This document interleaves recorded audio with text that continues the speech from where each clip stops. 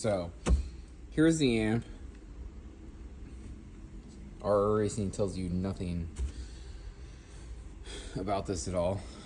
But again, the wire you want to pull is the first blue one here. Online it tells you blue or brown.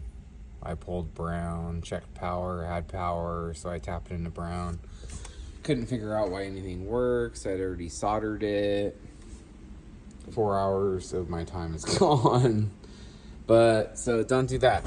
The blue, you want the blue right there, first one. IS500 22 launch edition, at least. Whatever model you have.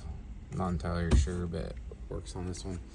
So you have to end up yanking the amp, pull a 10mm bolt here. You have to pop these out, flip back, 10mm bolt under there, pull it out, and then you gotta pull the trim. And there's another 10mm bolt up there.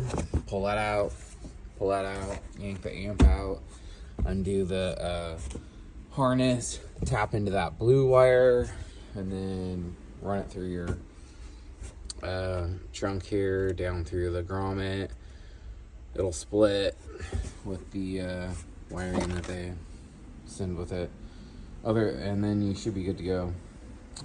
Heat shrink rivet, used a torch to do the heat shrink wrap, and then I soldered on onto the blue wire there so that the power stays good. Wrapped it in electrical wire, but anyways, that's what you end up having to do the Valvetronic on the RR Racing exhaust. So